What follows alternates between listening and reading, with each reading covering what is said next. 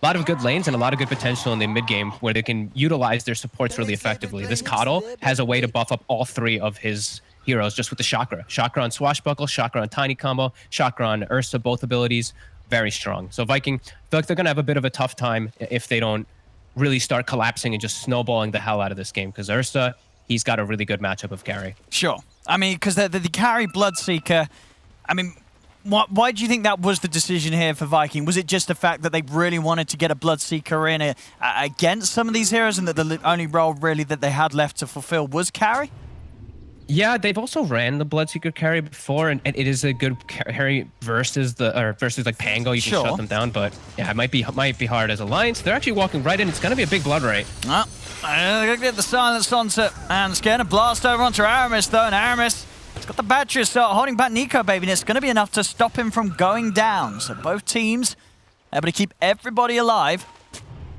And Limp actually just immediately skills the tree grab there. I think if they just had the Avalanche, maybe he can get a kill, but doesn't want to ruin his lane, looks like. The battle begins. That's fair enough. We'll see around the Runes Alliance, they are going to be able to grab themselves 3 of the 4 to start off with.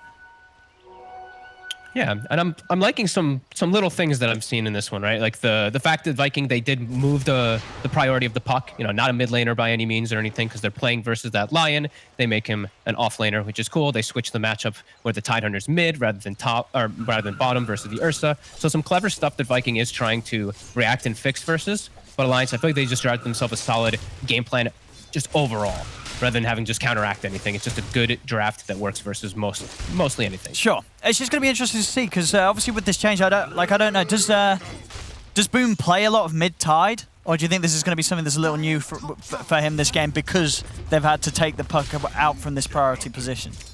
I think it's probably pretty new. You really only play the mid-tide if you're playing versus like Lycan, I feel like. I don't think I've seen it actually in almost any situations besides that. And Limp, he's playing one of his most comfortable heroes, right? He's Tiny. He's been a legend on the Tiny. I mean, because, you know, Tide, you know, it's not a complex hero, but there's got to be some sort of difference in the ability to perform when you are playing a hero that you just don't usually play.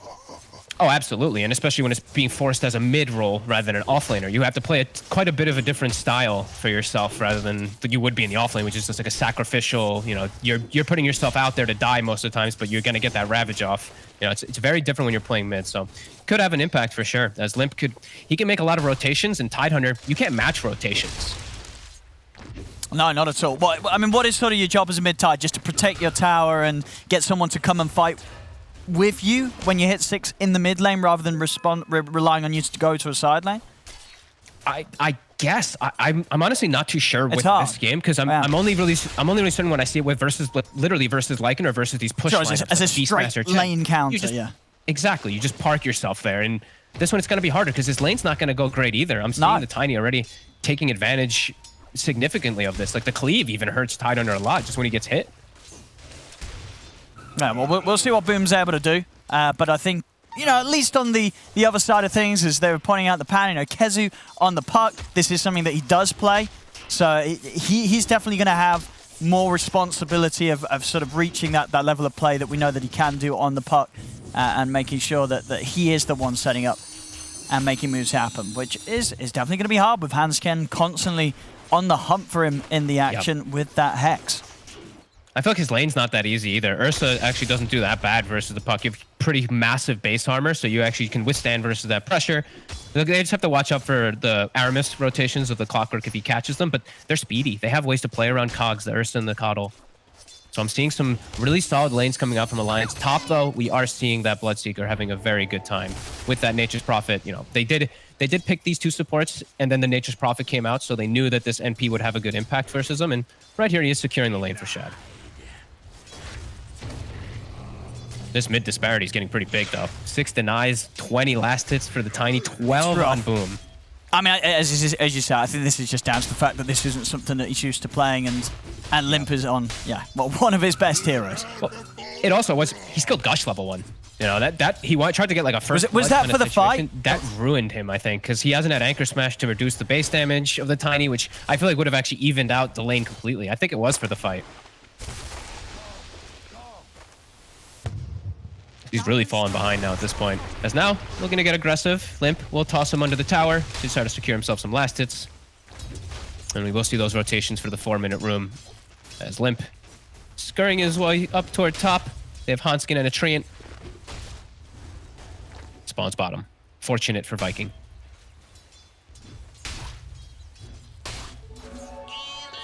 Well, let's see. I mean, and in this sort of game, this is a game where you feel that for Alliance, they're going to be feeling more confident at all stages. Nico Baby Xerxes is sort of set up this game to, late game. There's not going to be much that can carry against this Ursa. Yeah, I think that they're comfortable through like all stages. Yeah, exactly. Like early, mid, late game, they can actually just fight and also just chill back and farm if they need to, if this Ursa gets the opportunity to. It looks like a really solid draft from them. They just have to watch out a bit about the timings around like, the coil as well as the Ravage that's going to be coming through when Bloodseeker looks to fight before the Ursa's ready. All right, so honestly, I was very interested. I have been looking up some stats on Boom's Tide. So as far as I can see, he's never played Tide in a competitive game. And he's played 16 games of it on his pub profile, so only 16 games of Dota. And he's got a 31% win rate on it. So this is that's low. This is very much a hero that it really has to be because they felt that they cannot do the puck mid. They've had to put him in a position where he is without a doubt very uncomfortable, and this is this is not his comfort zone. So pressure's going to be onto him. We'll see what he's able to do, but it's not going to be easy for him this game. No, it's not. They had to, right? They had to relegate because of the two regions. They had to. There's the Ursa and there's the Lion. So there's no way that they could have the puck in mid. They can't have the Tide off lane. They had to switch it up. Boom. He's gonna have to go to base. Limp will keep himself farming in the mid lane and continue to grow just that much faster. Down bottom, seeing Celery attempt to pressure with this catapult wave. So they can get Nico, baby. They're diving in. He's trying to cut his way through the trees. And he's able to jump out to the side, and that might just save him, actually. His Earth chucks across the tree line, and he is away. Unfortunately there for Viking, they were very, very close to catching him, but couldn't quite take him out. As Nico, baby will have to TP back to base to refuel. But he won't quite go down.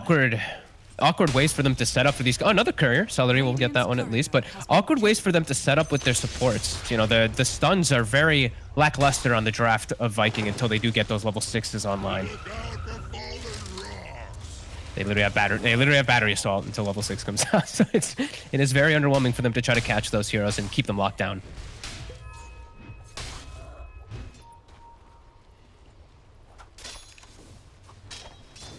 Let's see how Shad doing. Shad's farm. I mean, it's very close between him and Nico, baby. Both of the carries are getting free farm in the safe lane. I mean, it's a chill game. 7 minutes in, nobody's dying.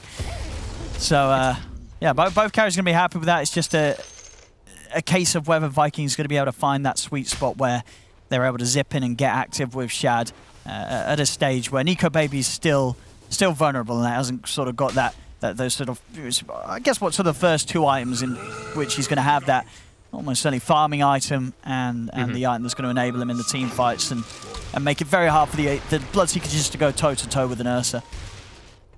I'm worried that S4 is actually going to become more of that carry for the side of Alliance pretty quickly. He's given an absolutely free lane top. Like, this is going to be a level 6 Pango already at this point, and that is very impactful. Versus heroes like Tidehunter, Tide hates playing versus Pango, because yeah, you can crack him off the first stun, but then there's going to be a third and a fourth and whatever. He can keep bouncing you in between.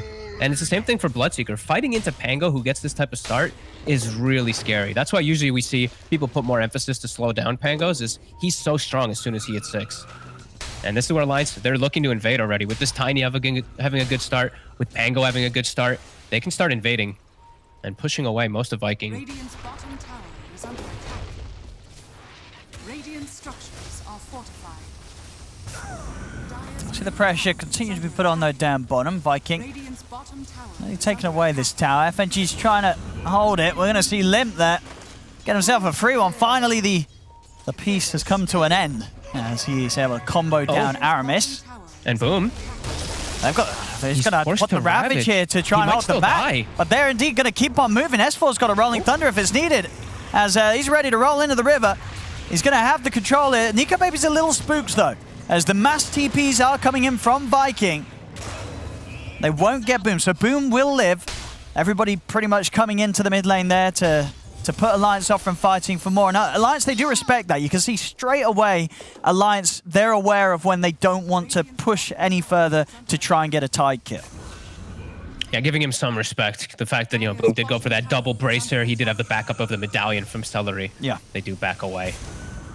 They do get the first blood, though, and Nico Baby, he will be able to go to the mid lane to farm. They'll have Limp play this bottom lane. That's a bit scary for the Ursa.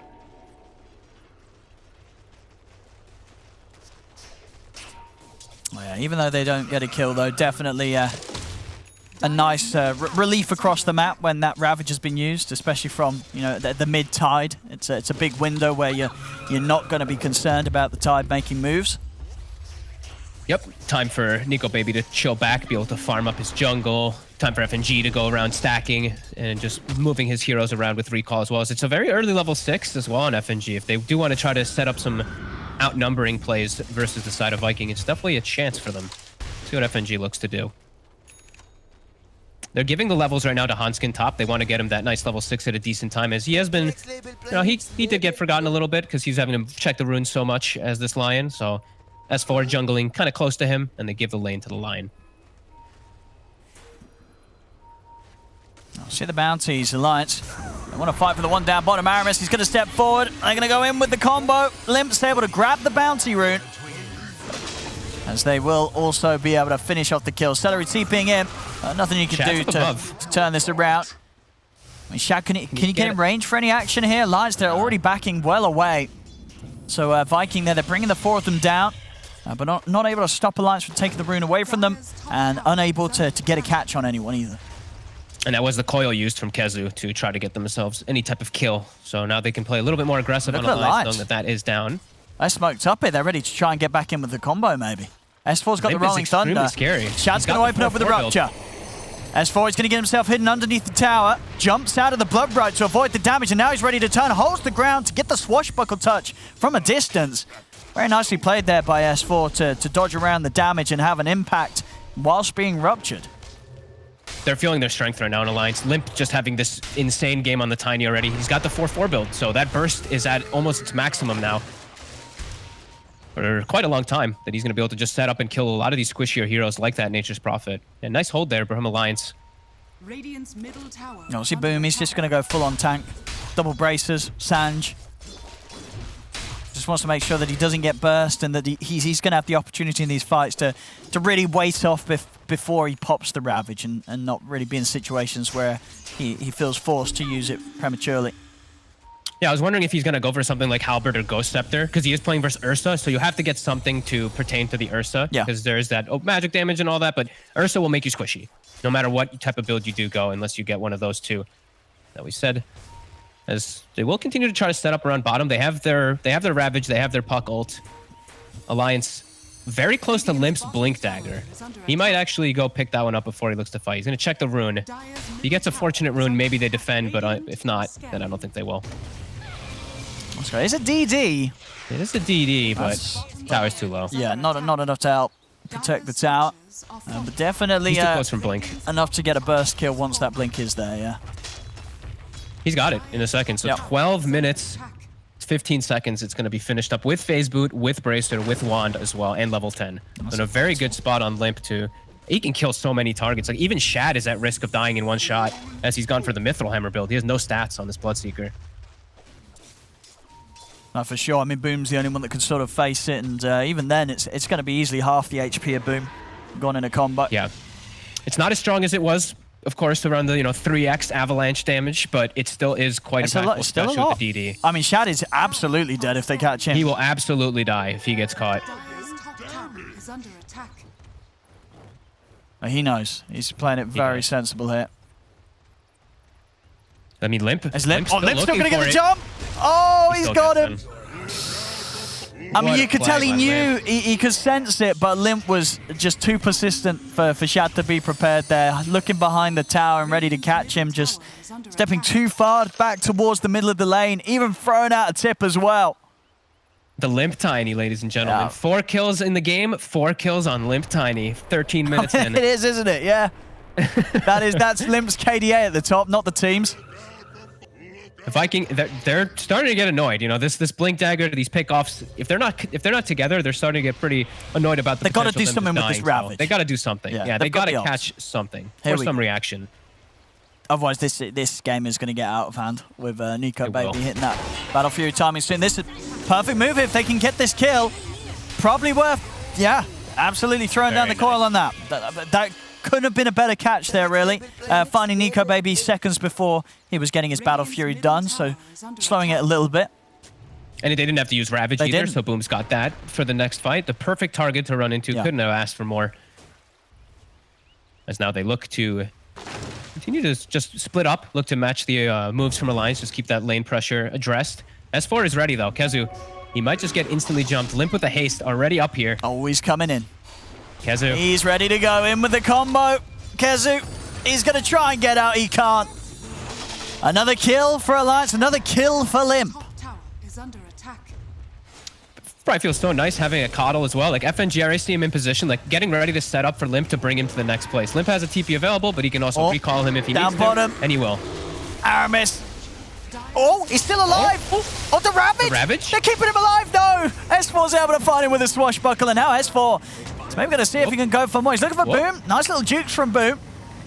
Get him away from the Rolling Thunder. As they do lose Nico Baby for that one. So again, another time when Nico Baby's going down. This is what, 2 times where he's died right before that Battle Fury. So it is slowing down the Battle Fury compared to what it could have been quite significantly. Yeah, he would have had it. He would have literally had it before, like right as that last death was happening. Some big moves coming up from Viking, literally finding the best possible target in both situations. That time, though, they did have to use the Ravage. But it also was a Rolling Thunder wasted by S4 as he did make the connect. So not too shabby. Although Rolling Thunder's much lower cooldown than that Ravage. Well, we see there on the graph a severe blow there to the progression of Nico Baby. I'm sure he'll be super safe on getting this Battle Fury finished now before he's involved in any further action. As he's not going to want to be slowed down anymore by this. Yeah, he's like that. He died twice in almost the same exact spot. So he's like, yeah, screw that side. I'm just going to go into my left side now, dealing with the farm over here. But they can look to catch something here. He's coming down mid. I mean, he should be fine. Go back to the triangle, Nico. Should be fine. 50 gold, 50 gold, and it's there. There we go. They're scouting out the stacks. I've seen Celery been doing this a couple times. On mid, they're going to set up on a Boom here. Toss back into the Rolling Thunder. He's still very tanky. Can they quite take him down? They can't. Now over to the side, you're going to have the initiation from Aramis with the hook shot onto FNG. Now they'll look for Limp. They're going to be able to find the Tiny as well. Viking coming in with a good hit around the mid lane. I mean, it was always going to be a very risky move there from Alliance, trying to fully commit onto Boom. I mean, with his braces, cloak, Sanj, he is not an easy kill. In fact, I don't think he's a kill straight up unless you have the Ursa on top of it. And now S4, he's got the blink. He'll be able to disengage. But yeah, that was Alliance picking the fight, and Viking just gets to walk in and win the fight without Ravage. They get to just walk in and get some free kills for themselves. As now a tower also goes down, and Alliance have to be quite sad as they just shot themselves in the foot pretty hard at that tossback. Now Viking, I mean, they've gotten rid of that complete lead that Alliance did have. Sort of thanks to Limp's early movements on Tiny. You can sort of see when Limp starts to make the moves, up goes the lead, and then boom, that last few moments of gameplay with the 2 deaths on Nico Baby, and then that, well, a bit of an awkward attempt from Limp there in the mid, as you say. It was his move, it was his call to try and toss Boom down to the low ground and get aggressive onto him. It's cost them the lead that they built up. The only way that they can do that play is if Nico Baby's there hitting the Ursa during all of it. They need the Ursa. That's the way that Boom is itemized as well. He's proving it. You need to get the Ursa to kill him. And, that's the way that should be anyway, that Ursa versus Tidehunter. So a bit of a slip up there from Alliance. Viking benefit heavily as now Ravage is back up, Coil's back up. They can look for the fight themselves. And they're going to have a good time on Shad's items here for the fight. This Maelstrom BKB is going to be done very shortly. Just a recipe away. And then, that is again very nice. It's another target like Boom that only really Nico Baby's ever going to be able to kill, right? If this Bloodseeker's in with the BKB, nobody else is going to be able to take him down. No, and he doesn't have to worry about the control coming there's up. mid. Hang on, look at mid again. Nico Baby's trying to find Nico farm Baby. here. He's going to get control straight away. The Dream Coil into the silence. He's going to pop the enrage, but he's already so low. He's down for sure. As he's trying to run, they're chasing. And boom, they got him with the gush. A risky place for Nico Baby to farm, and I feel like Nico Baby's having a bit of a shakier game compared to what we used to seeing from him. He's playing in very reckless places. He didn't have good places to farm because the triangle was already cleared and they're setting up for bottom, but showing in that mid wave and just a couple of deaths now. It's 3 deaths that Viking just have pinpoint targeted at him. Yeah, they're doing a great job of controlling this Ursa. You know, which they absolutely have to do, as we said. You know, if Nico Baby gets sort of this crazy free farm and leads the way, he's going to be a hard carry to deal with at this later stages. But so far, really keeping him under control. I mean, I cannot believe how much they've slowed down his growth. Like, he still is very farmed on the Ursa. Like, he's still almost matching the Bloodseeker, and that's 3 deaths that he's had. Like, imagine how high he would be if he Well, that's the thing, right? Yeah, if they didn't get him so far ahead. Yeah, he'd be at least like 2,000 gold ahead, I feel, if he didn't have those deaths. Yeah. It's literally just been the perfect situations for Viking, and it's actually just going to be a blink on Boom. He's not going to go anything else after that initial Sage. He's going to go for the Halberd later, but now he has the blink. They have ways to follow up with the initiation with the puck. That's going to be pretty nice. Now the fights feel pretty hard for Alliance if they don't get that godly initiation from S4. Do it with flair. It's bounty runes. Precious bounty.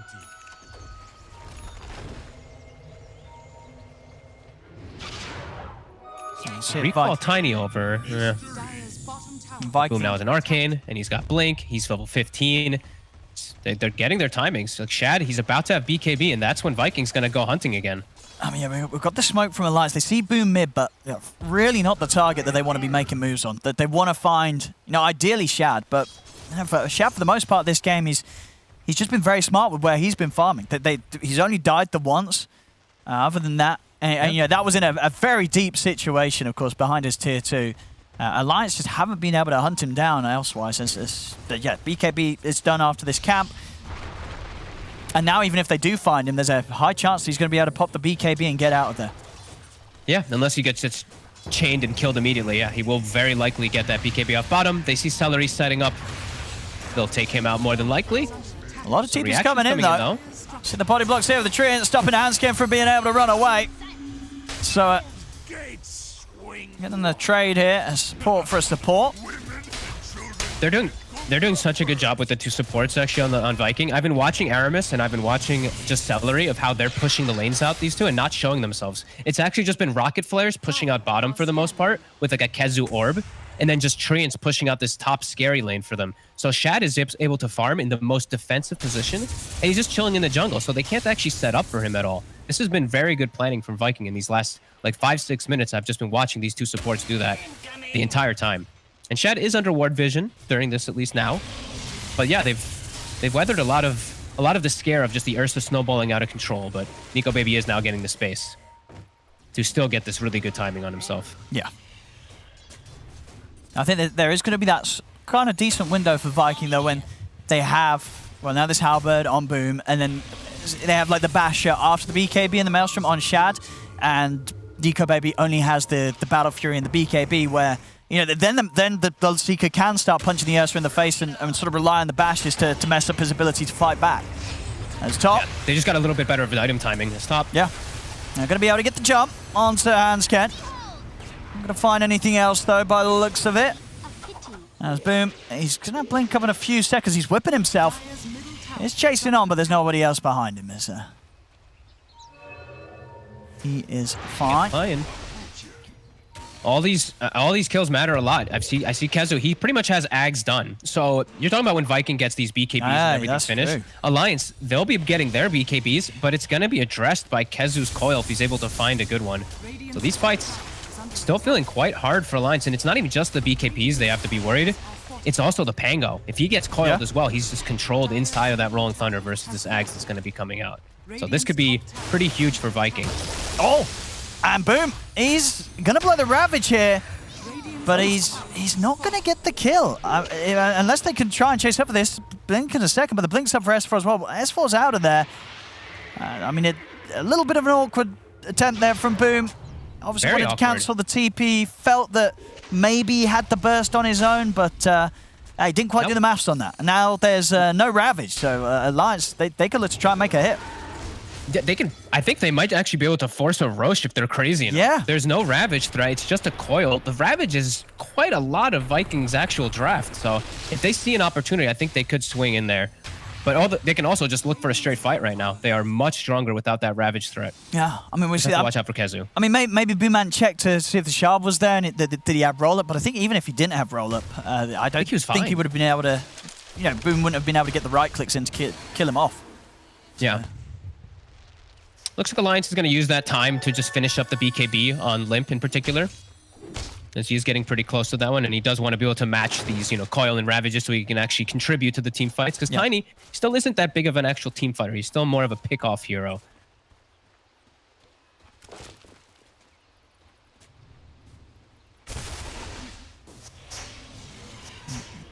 Very close game, though. 7-7. It's been bouncing between that 1 and 3K the entirety of this game. Same thing for the experience. Both teams seem to be getting what they want out of the map. No, he's close. Yeah, very, very close.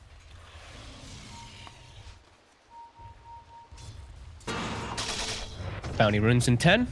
Both teams pushing out the side lanes so that they can set up for these. Aramis as well as Shad setting up bottom. Also Kezu, so maybe looking to actually fight. As Boom, Nico Baby gets brought in by FNG. The toss. Oh, back up. To stop the TP, they'll get Boom this time, surely.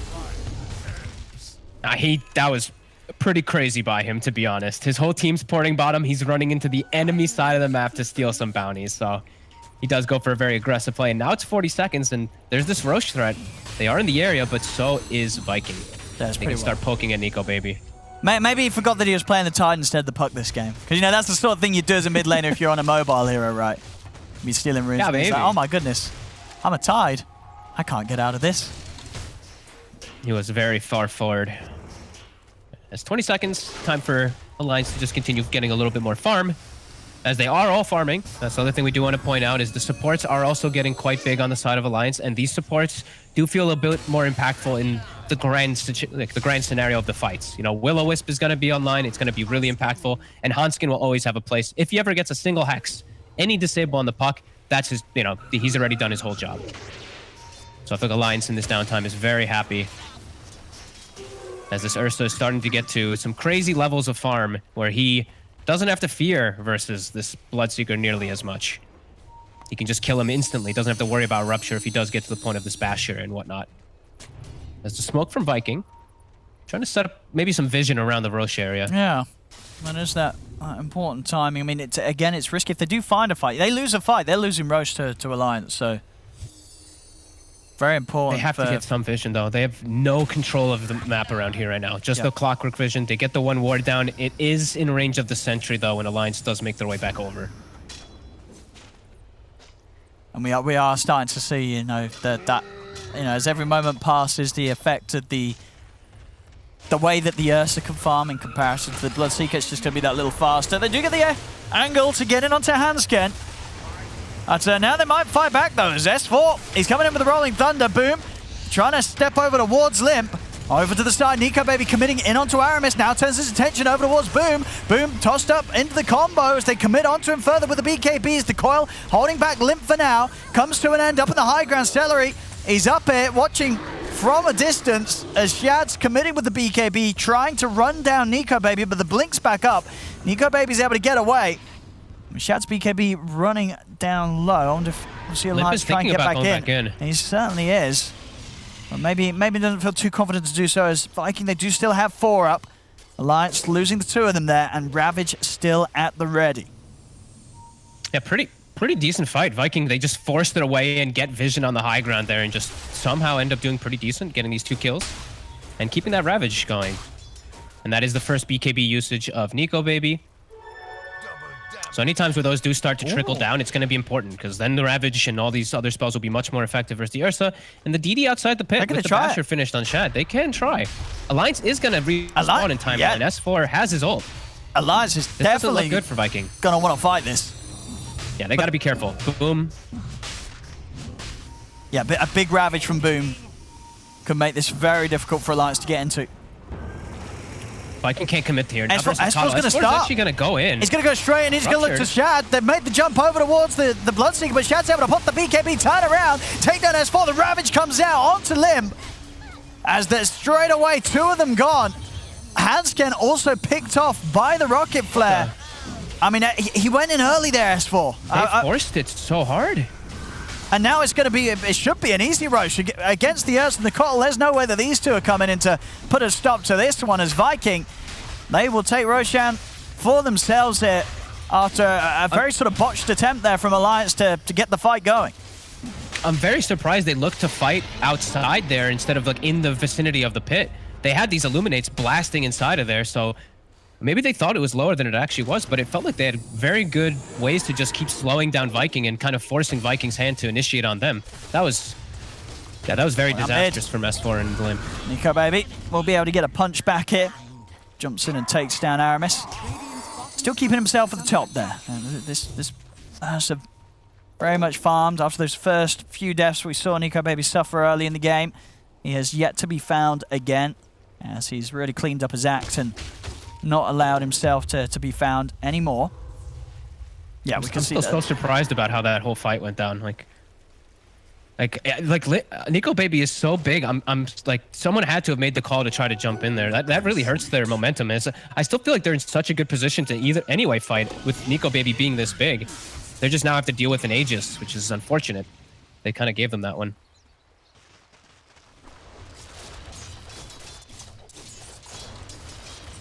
We see the intentions of Shad queuing up the Skadi and the Butterfly. Actually, it's going to change it to make sure that he finishes the Vanguard first. Have that extra way to lock down through the BKBs. Yeah, I think the Abyssal is the best choice for him versus like Pango versus Ursa versus Tiny BKB. They all just have so many different ones, so. I still feel like Alliance, they can look to take these fights, especially right now still while Ravage is on cooldown for 20 seconds. They do have a decent window. Limp is pushing out top. They can recall him into the fight when they do see it necessary.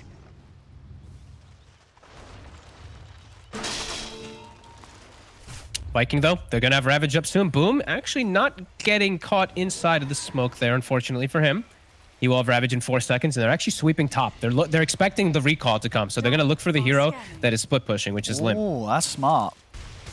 Oh, this is a nice catch. This is real good. In they go straight away. Bashes out. There's no chance for Limp to do anything in response there. I mean, as you say, this is the way you got to play against a Kotl lineup, right? Yeah, that was a really smart move. Like, just because they have limited information on the map right now. If you look at the way that their wards are, they actually don't really have any. So they saw him pushing top, so they're expecting the team to be playing on the opposite. So they go for him. That's a really nice move. Get themselves some time to finish up these items, as that's what this Aegis is giving them. Just a little bit of freedom on the map, and yeah, Shad pretty much has Abyssal now done. He's actually keeping up pretty decently with that Battle Fury Ursa. He is. I mean, Nico Baby sort of got the 2k ahead, but then for the last 7 minutes or so, it has been the same difference. And now they're going to start going onto him a little bit. Nico Baby, he's going to turn onto Shad, but a hookshot comes in from the side, and they're going to be able to take him down.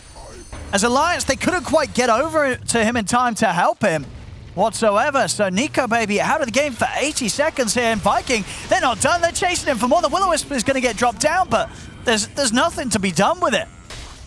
As Hansken will still fall, they quickly take out the Will-O-Wisp, and Viking, they're still good to go. They've still got a Ravage in the Dream Coil already. So many times they've caught Nico Baby out off on an island by himself. 58 seconds. Yeah, they're going on high ground with this Aegis. A disastrous place for him to get caught. I'll see if they can stop this. I mean, I guess, Nico Baby, he does not want to buy back, right? No. The Aegis is still there for about a minute as well, too, so. And boom, he's in. He's actually jumping straight away in onto FNG. FNG, he's going to get burst down. They'll take him out. S4's coming in with the Rolling Thunder. Limp trying to take one of them down with the combo. He goes on to Kezu. It's not enough damage. Kezu's fine.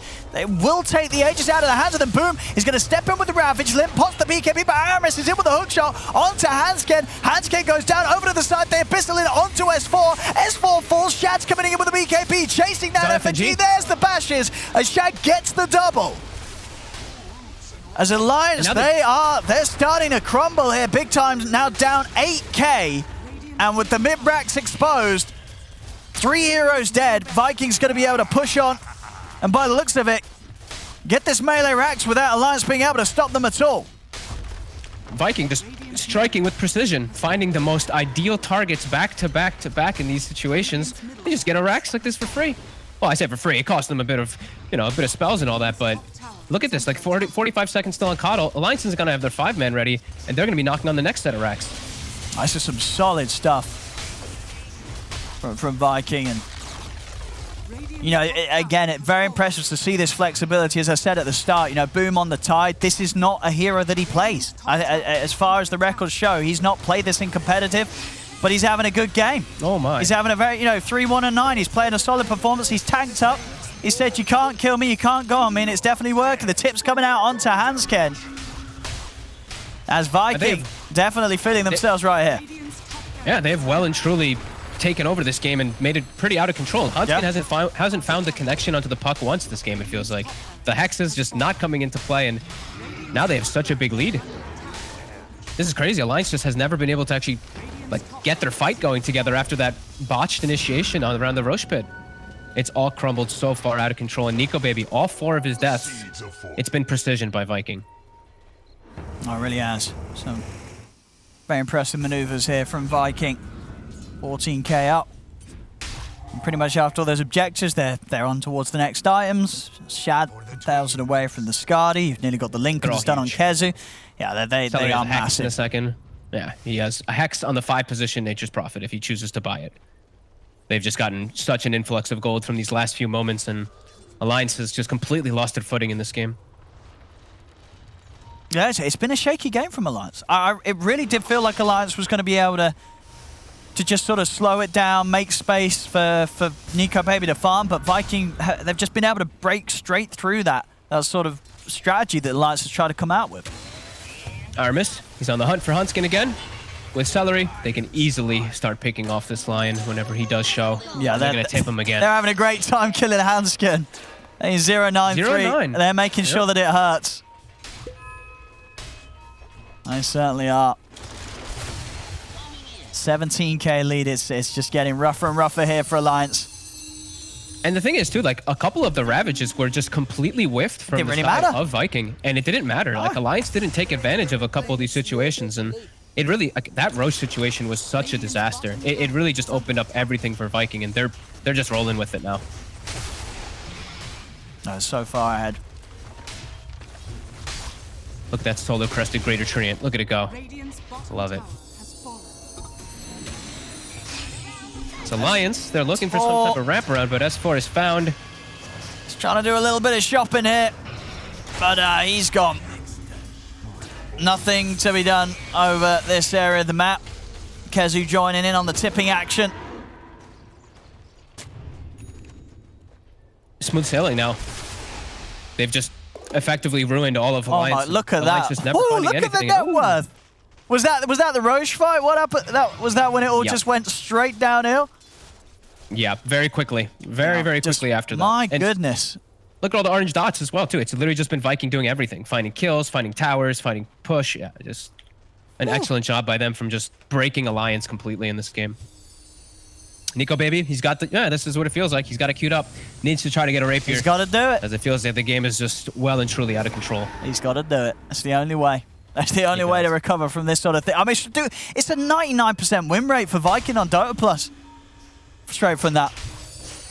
I mean, I guess that is understandable, but normally Dota+ isn't that sort of convinced. When the 5 position Nature's Prophet is starting to surpass the 3 positions on both sides. Yeah. And it's about to start passing the mid laners as well. That's definitely a bit of an influence. Yeah. Celery, there we go. Beast. And maybe they find him. I Or don't maybe think not. they don't have detection on those two. So he's out with a glimmer. Gem on FNG. Oh no. He is away. And now FNG. Oh, Celery's going back in.